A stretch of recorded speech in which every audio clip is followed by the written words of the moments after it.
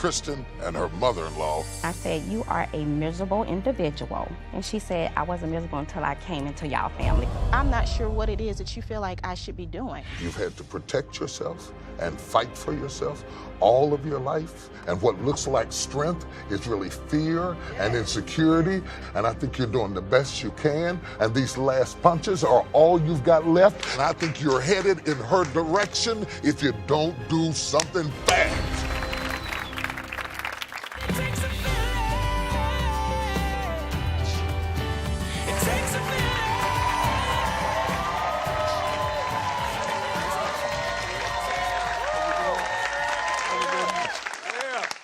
We're talking about families today. Kristen and Brandon started their family 4 years ago with baby Jacob.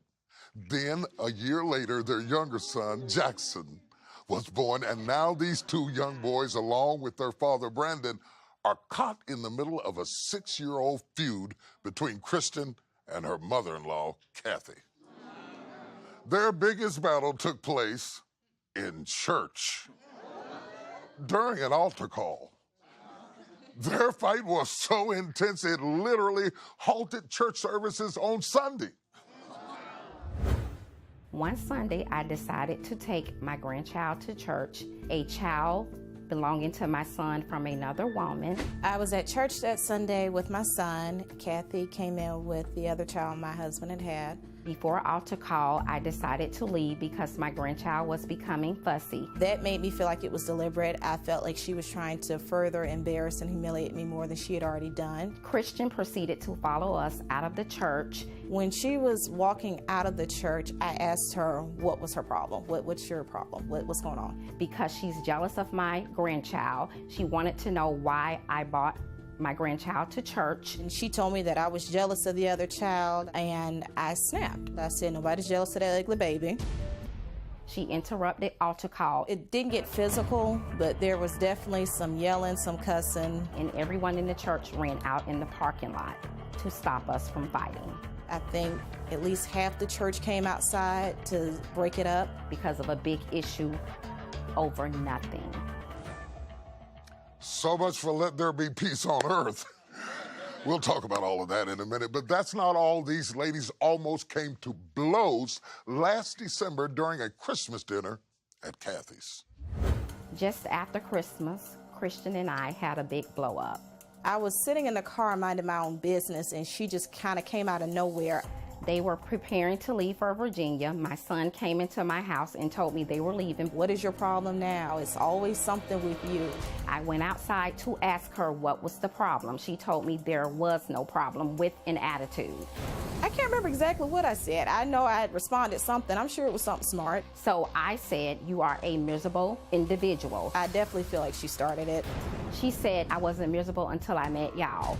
And she said to me, I will beat your ass. And she comes to my side of the car. So then I started yelling, screaming, calling her every name I could think of. That first time you got pregnant wasn't even my son's. I don't like you. You lucky I don't want to go to jail right now. My son needs to leave you. Then what she did was drove off and left my son there, took his money out the account, and that was the end of that. I can feel the heat up here already. So tell me what happened. My son was over. Then she came to pick my son up. They left, and then they returned. When my son came in from wherever they went to, he said she didn't want to go back to Virginia. I went outside where she was in the car, and I asked her what the problem was, and she said there wasn't a problem. I said, there's always a problem with you. Every time you're around us, there's a problem. So what's the problem? And she proceeded to say nothing. So then I said, you are a miserable individual. And she said, I wasn't miserable until I came into y'all family, or something pertaining to that. And then I just blew off, and I did. I just went off. I did everything but attack her. Wow. Kathy, in your opinion, who started the fight? Well, basically, I guess I started it because I went out there and I was hot. Mm-hmm. So I did start it, yes. You know what confuses me already, and I need you to help me understand this, because I can feel the altercation in the room, and I'm trying to understand. Have you always been at odds? No. Is it that you're not hearing each other?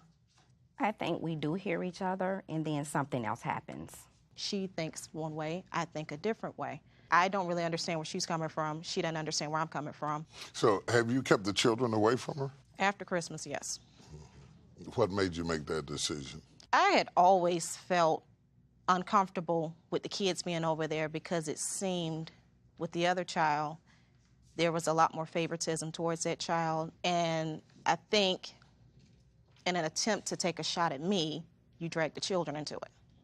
I know that your son had a child by another woman. Yes. And there seems to be a good relationship between you and that child.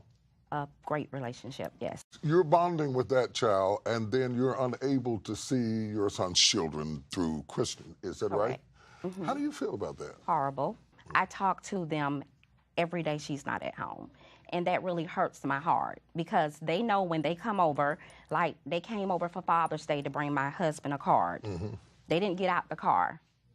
They're crying to get out the car because they know where they are. They're crying in the car. My husband is in the house crying. How do you think that makes me feel? Because it seems like I'm the bad person because all of this is over nonsense. Is she the bad person? To a certain extent, yes. And again, I think it's because there's something that's been unsaid that I don't know. What do you think it is? When he had gotten the other woman pregnant, I was pregnant, it just was a mess. I don't know what it is. Let's unravel the mystery. What are you mad about? First of all, I'm upset that my son would marry someone who doesn't accept his child. That's what I'm really upset about. Then I'm upset about when she's around my other grandchild, she doesn't interact with her at all. She's her stepmother. So I don't want my son to take my other grandchild anywhere when it's him and her together because she don't interact with her in front of me. So what would she do if I'm not around? So initially, she found out that your son had a relationship with somebody else. Correct. Okay. Correct. And then 4 months later, she's pregnant. Okay. Yes, correct. So there's 4 months difference in the age of the children. Initially, I don't understand why you would be so shocked that she would have a problem interacting with the child. Right, and I do understand that, but 4 years later, there's still a problem. Okay, I get that. They're older now. But I'm trying to find out what initially made you angry that early. No, I wasn't angry You weren't at first. angry. No, Okay. I wasn't. It's the more that it became an issue. You feel like she kind of mistreats the other Yes, child. I do. Greatly. She's called my granddaughter names. She said a lot about her. So, yes, I feel some type of way about that. She has told me to my face that she didn't care for her. So how do you think that makes me feel? Come on, Kristen, defend yourself. Is that true? Come on, help a brother out now. Oftentimes, when I've called her names, it's in the middle of an argument. I will admit firsthand to anybody to ask, when I'm at 10, nothing is off limits. Your mama, you, your children, the fish, the dog, nothing's off limits. So I admit that. I feel like there's a misunderstanding between how she perceives things and how I perceive things. I could almost hear the pain in your voice, trying to figure out, what's up with her. And she just told you it's about the way you treat her other grandchild. How do you respond to that? The first year, maybe 2 years, or even in general, once that child was born, I haven't really been around her, and that's because of issues with myself and her mother. That being said, I see this child maybe 2-3 times out the year. I'm not sure what it is that you feel like I should be doing. I'm aware I'm a stepmother, but how can I be a stepmother to a child I can't interact with? But she don't care for her, so I don't want her to interact with her. Okay, but I think that might be worth answering. Okay. Given that your grandchild's mother doesn't want her around, why would you be angry at her for not establishing a relationship with the child that she doesn't have access to? Because that's her mother's rule. That's my granddaughter's mother's rules. Her mother understands when my granddaughter is at my house, her rules are null and void. It's my rules because it's my house. So her mother has no control over that. So you think it's an excuse that she just doesn't like the child? Yes, Okay, I do. I got yes, you. I do. So this breaks out everywhere. It breaks out at the dinner table. It breaks out at church. It breaks out. I mean, there are no rules between the two of you when it comes to a fight. After Christmas, after that, when I knew I was going to go to jail, I was done from that point. Ooh, I got my hands full. Coming up, the man caught in the middle of a 6-year war between the two most important women of his life. We'll meet him next. Coming up, your mother is your first interaction with a woman. Did you go out and in a younger version find somebody like your mother and now you're a little boy living between two mamas? Yes. Seems that way, Bishop. What you gonna do about it, bro? And later, men are very different from women. And when a woman uses her mouth as a weapon and she becomes really good at it, but our silence does not mean consent, because you can win the argument and lose the man altogether. Altogether.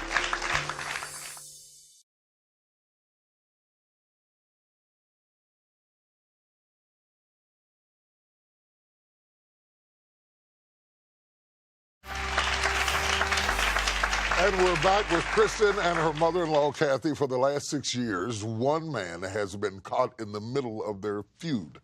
Brandon, come on out. I want you to come stand by me.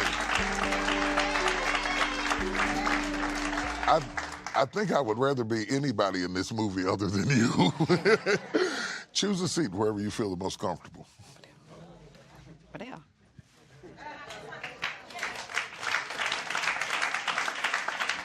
What made you take that chair?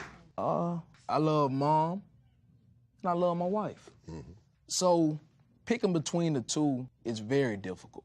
This the woman that had me, like my best friend, and this my wife, this my spouse. And being in the middle, sometimes I don't know which way to go. I don't. You just lost. Yeah. Do you feel like your mother meddles in your marriage? Yeah, I can say somewhat she does. When I seen her run out and get in my wife's face and argue with Kristen, I was stunned. I didn't know what to do. And after the fact, Kristen thought I was less of a man.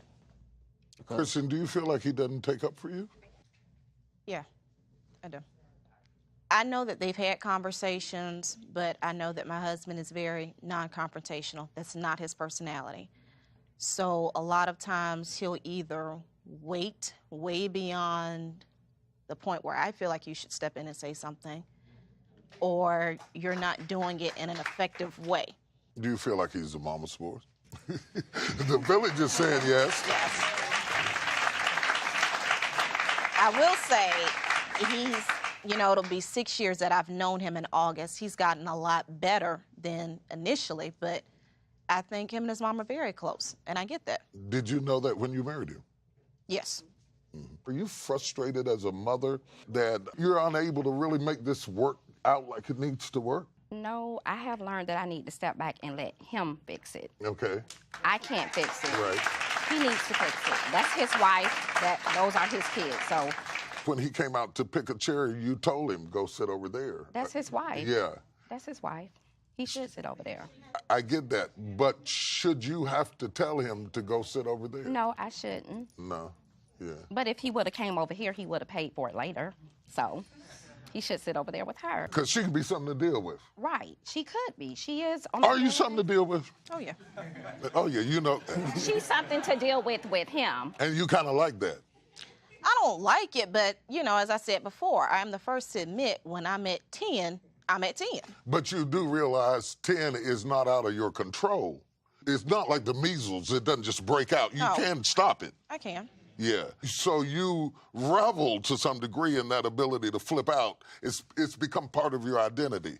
And what I'm asking you is, do you like that? Forget them. Do you like that about yourself? No. You don't like that about. So there's something about you that you don't like that you want to work on and fix and bring up under control. Absolutely. Okay.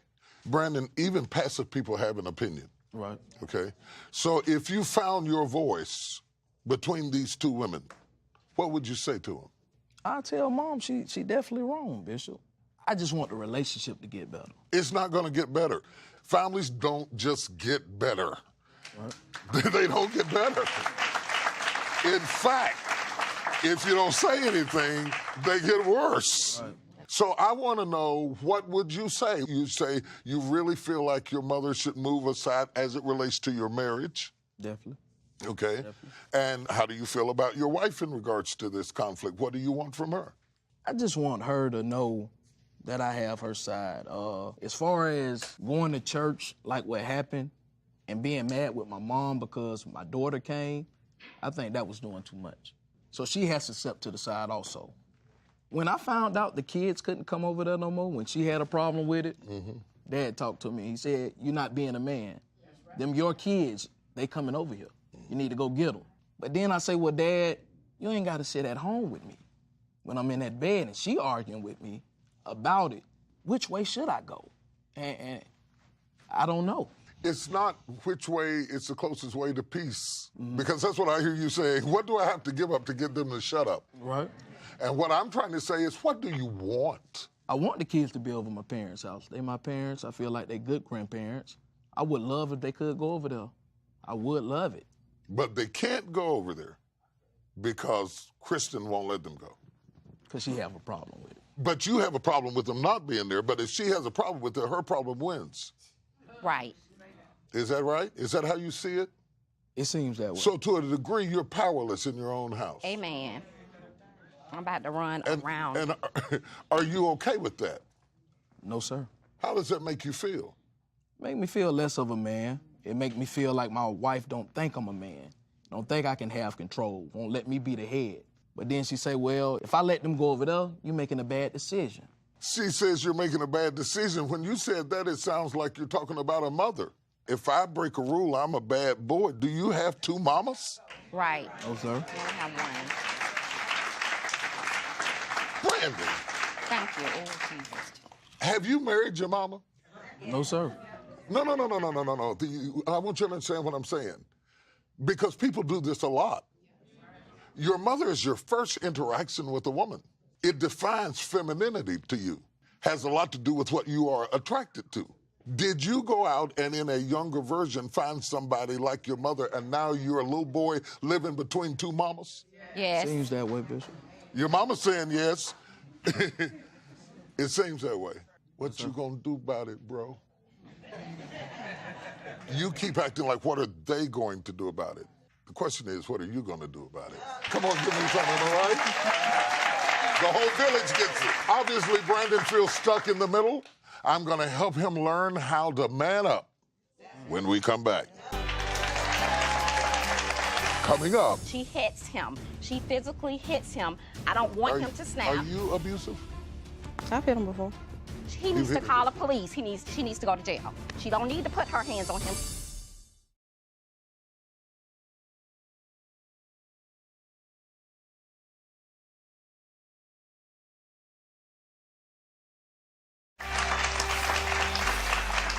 I'm working with a family torn apart because of in-law issues. Kristen wrote to me to help put this thing back together again. Broken relationships. She and her mother-in-law are in real trouble, and we're trying to solve this problem. Brandon, why do you think that you have so much trouble manning up? Or do you think that you do? I think I do, Bishop, but I guess it's the fact of manning up with her. It's what I'm gonna catch later. Sounds like you're gonna catch it now. If you feel like you hate confrontation, do you hate confrontation worse than you hate shrinking? Because it seems like the way you solve conflict is to shrink. You have shrunk so low that when I ask you what you think, you have to search to find it. Right.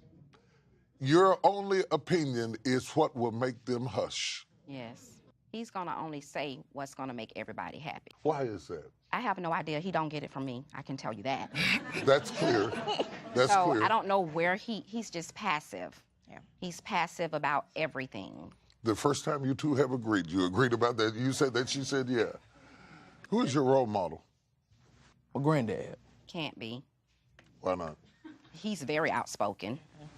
Can't be. Do you agree? No, it's my granddad. So you admire him? I do. Yeah, what do you admire about him? He was a strong man. He was a strong man. He was. What about your father? Hello? Can you hear me now? Hello? He a strong man sometimes with Mom. Sometimes. Sometimes. So the model you saw in the house was a strong woman with a man who retreated. How tiring is it for you managing everybody's will but your own? You have got to be exhausted. And I bet you something else. I bet you are a miserable somebody. You have to be. Way down deep inside, I bet you are miserable. You know why? You do have an opinion.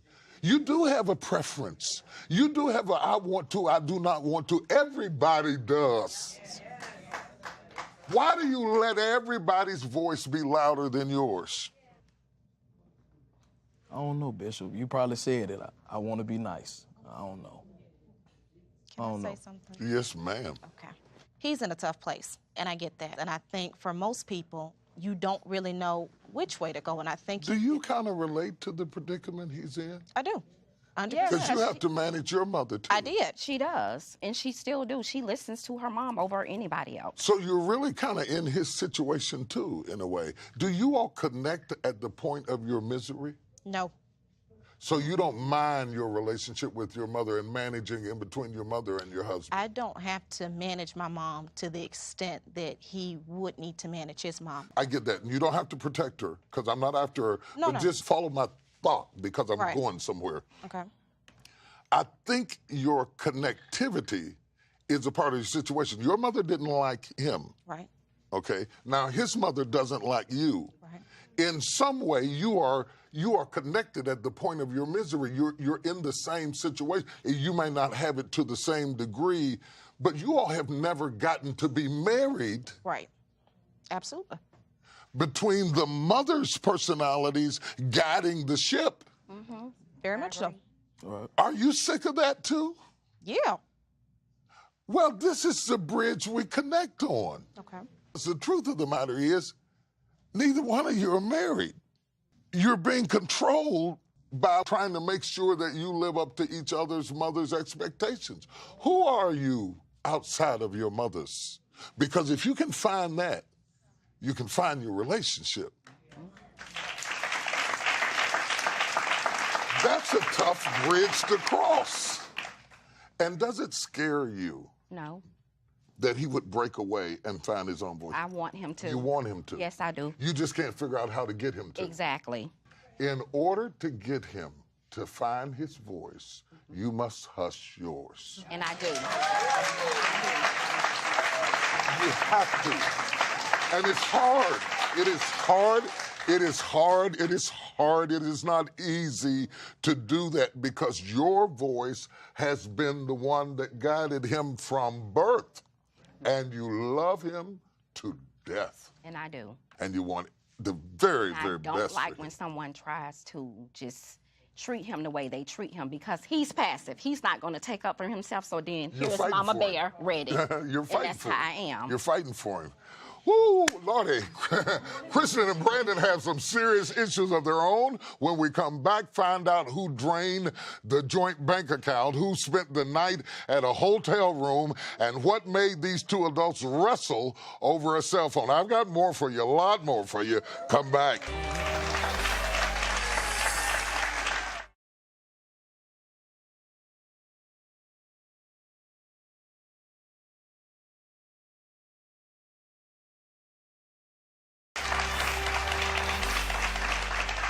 Welcome back. We have really been trying to find some peace for these feuding in-laws.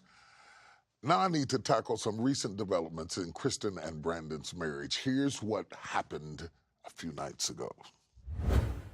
My husband and I had a pretty big argument on Saturday about his cell phone. She wanted to go through my phone for some odd reason. The last couple of months, I've been feeling kind of suspicious and uneasy about why his phone was always off or why it's always on silent or vibrate. She doesn't let me go through her phone. One particular incident sticks out to me when I asked could I use his phone because my phone had died, and he told me his was dead too, but then a few minutes later it started to vibrate. So I decided to go through his phone. I snatched my phone, put it on the charger. Of course, this sparks an argument because it further makes me feel more suspicious, and I'm angry. After the argument about the phone, she left with the kids, and I didn't know about their whereabouts. She took all the money out of the account. So we went to a hotel. I didn't tell him where I was because I didn't want him to come there and further escalate the situation. I knew I needed that time to calm myself down. Suspicious about what? conversations that he has with his mom that I don't like. And you want access to them? You want to read it? Yeah. And you think that's fair? But you won't let him read yours?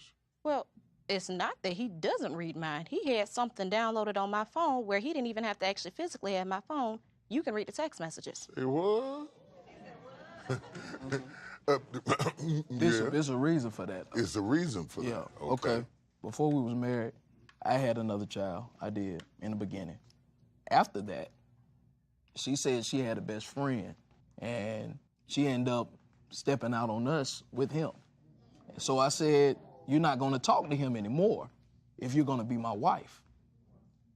I caught them talking again. That's why I did that in the first place. How did the fight get physical? I just snatched the phone out of her You hand. didn't snatch, you wrestled. Well, she said I wrestled it. I grabbed it and took it from her. Is he violent? No, that's his. Okay. He's passive. Remember, he's not violent. He's passive. What I tell him, she hits him. She hits him. I don't want him to snap. Are you abusive? I've hit him before. He needs to call the police. She needs to go to jail. She don't need to put her hands on him. It's gonna get worse. He's gonna touch her one day, and then what? I totally get how you feel, but you can't say nothing. Not right now. Okay. Just not right now for a little while, okay? Okay. Okay. Now, you all have a problem. We want to get down to what is going on between you and her. And I don't want both of you to get pushed into a corner that your mother's designed and you have to live with and raise kids in that you did not choose. Why did you drain the joint account? I needed to make sure that I could get a hotel and just have something for me and my kids at night. I put the money back in the account, not all of it, I put most of it in there. And I was gone for that night. I knew that I just needed to de-escalate. Ooh, Brandon, hot about that money. Talk to me, man. I saw your face. But she Bishop. done it before. That's not. Wait. You're not here. You just disappeared. Okay. Boom. Talk to the hand. Okay. Bishop, I'm the breadwinner of the family. I work, some days I work 7 days a week. When I got married to her, she said, Brandon, I want us to have a joint account. You know, so I was like, okay. Do you all love each other? No. I love her, Bishop. You ain't here. I love her, Bishop. I show it in plenty of ways. I love her. him, but I'm frustrated. I feel like, just like you said, you don't have an opinion. You just sit there. Then we have an argument. And then now you got an opinion. Now you have things to say. Why do things have to escalate to a 10 for you to say something? I don't understand. When you say you love him, but you're frustrated, I'm frustrated. why are you really frustrated? What would you really like to see in this relationship? I'd really like him to open his mouth. Because you never stood in, because you never said anything, I feel like I got to. Because if we don't, how much longer are we gonna do this before somebody go to jail? How long? I hear pain in your voice. I don't think you want the marriage to be the way it is. No. I think you want to fix it, but you don't really know how. It's not about, I want him to take over, I want him to stand up, and yet you're telling him what to do. He already had that. What he needs from you is to let go of the wheel, and he'll have to take it. He'll have to take it. The problem with him is he doesn't know how to take it, and you don't know how to give it to him. And the reason he doesn't know how to take it is because he grew up with a loving, deep, intense relationship with his mother that was so strong she taught him everything. She was there for him, she guided him, but she never let go of the wheel. So he's never had the wheel in his life. I agree. You get it? I get it. I want to say something to both of you because I can see why you would be friends and I can see why you would be enemies. I can definitely see both of them. I think you're so much alike. That's the problem. You are so much alike.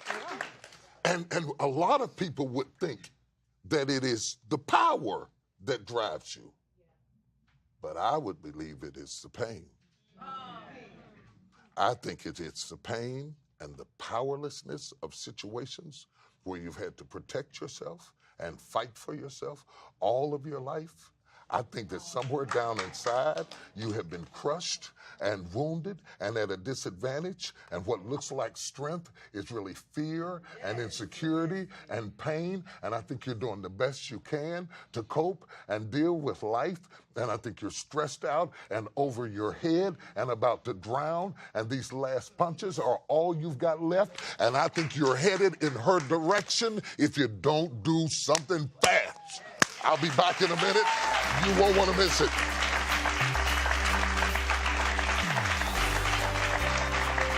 Coming up, she needs, respectfully, to shut up. You need to soften up, and you need to stand up. What I am most concerned about is the kids. You're robbing your children of their identity when you do not let them meet where they came from.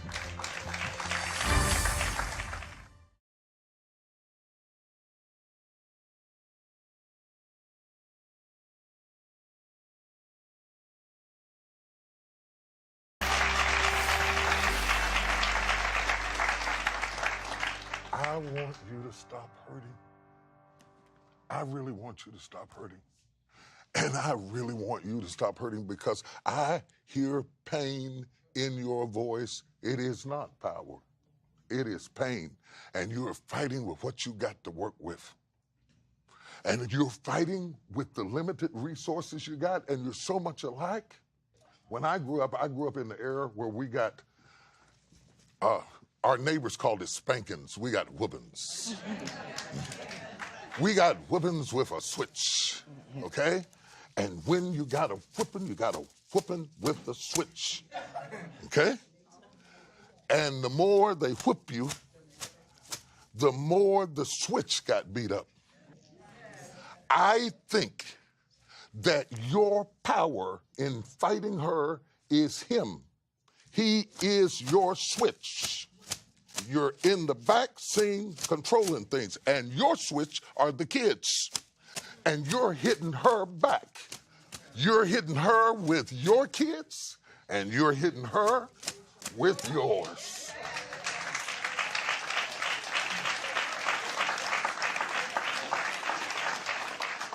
Power makes you feel safe because you don't feel safe at all. And you're working with what you got, trying to survive. And desperation makes you use whatever influence you got to be heard, and you're doing the same thing. And what I want you both to see is that when you use a kid for a switch, the switch gets beat up too. The switch gets beat up too. And the switch that you're using today, you can't see it because they're too young. But in a few years, you're going to see what you did to the kids, trying to show her who's boss. You're going to hurt them. You're going to hurt them. You're using him as power hurts him. And you don't want to hurt him. You love him to death, but you've been fighting all your life. And that's all you know how to do. And you're afraid to let go. Because what in God's name would happen if you let go? It might get worse. You are two different kinds of the same pain. The same pain. And if you don't get on the same page, you're going to lose somebody you could have been allies with. And if you cannot embrace the fact that you were friends and you could be friends again, then you cannot embrace the fact that people can change. And you are teaching your children that you cannot change things about yourself that you admitted that you don't like. You need to model before your children that when you find something wrong about yourself, you're woman enough to fix it.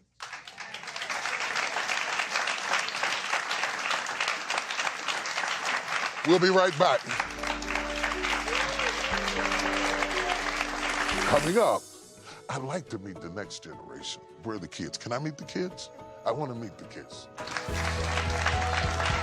Oh my God, they're gorgeous.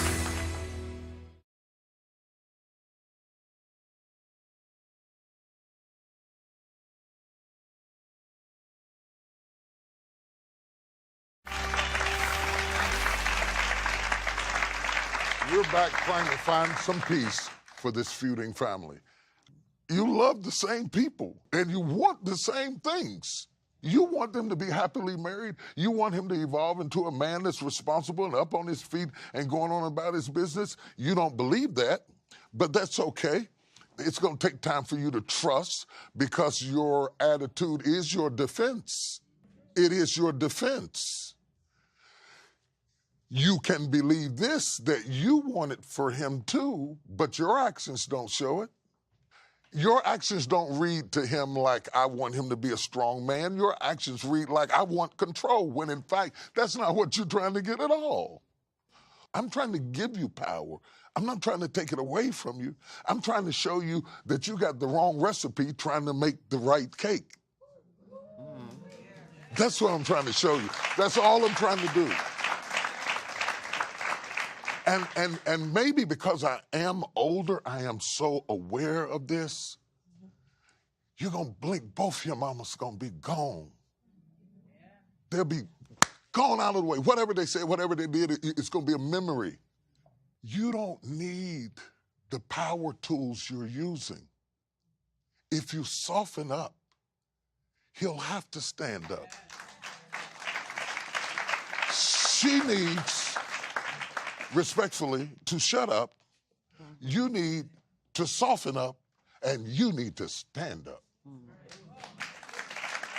If you shut up and you soften up and you stand up, the whole house is going to change. What I am most concerned about is the kids. It is not about she wants to see him or she doesn't want to see him or what you're doing to control the situation. It is that they need to have known who their grandmother was. Some of that helps to define who you are. The good, the bad, and the ugly. You still get some kind of perspective out of who you are because you have known them. My grandmother is gone, but she's sitting in this chair. I know who I am because I know who my ancestors were. That is something you cannot fix later. You can't bring them to the grave and tell them what they look like and what they cook like, what the smells were like in the house, and what it felt like to be in the kitchen while grandma was cooking something or laughing in the car. You won't be able to fix it. You're robbing your children of their identity when you do not let them meet where they came from.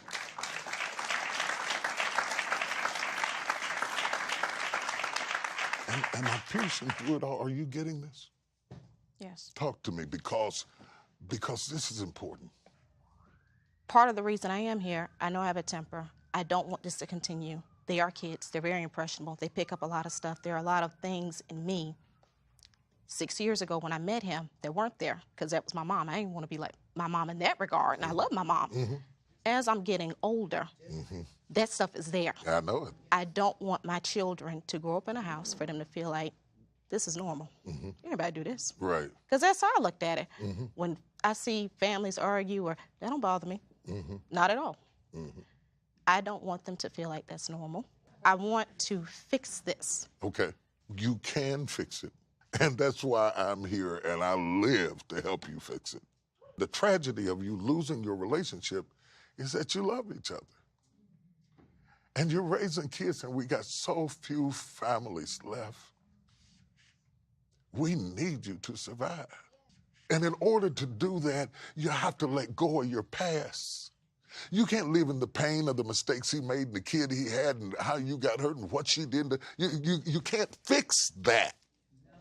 You can't fix that. You can fix this. But if you're not careful, you'll break this, angry about that.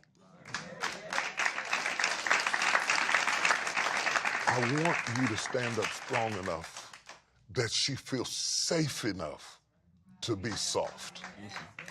And you learn the gift of forgiveness and you teach it to your children.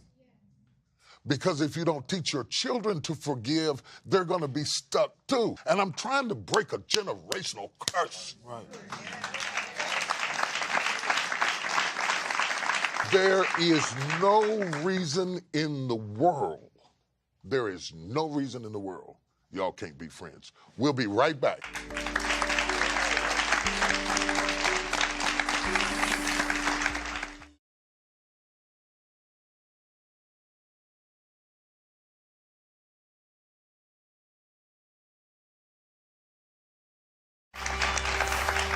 Welcome back, welcome back, welcome back. We've been working very hard with the family. I can see a light on top of the hill because I think I'm being heard. I'd like to meet the next generation. I want to meet the kids. Oh, mercy, little bitty, wonderful little kid. Come here, boo. Come here, man. How you doing? What's going on? What's going on? He's so sleepy. He just wants to go to sleep. Hey, bring him right here. How you doing? How you doing? These kids wore out. Look at them. Oh, you're beautiful. Hey, waving at Granny. Hey. Can they see Granny? I miss you. Okay. I miss you. Go to Granny. You got to walk. He don't want to get down. Hey, boy. Yeah. Come here, Jake. Come here, Jake. Oh. I love you. You're looking at Nana. You don't know who Nana is. This is family. You don't know who Nana is. Crazy, flawed, broken, but this is family. Am I right about it? Thank you for being here. Thank you. Thank you. I'll see you next time. God bless. They are such, look at you. Aren't they something?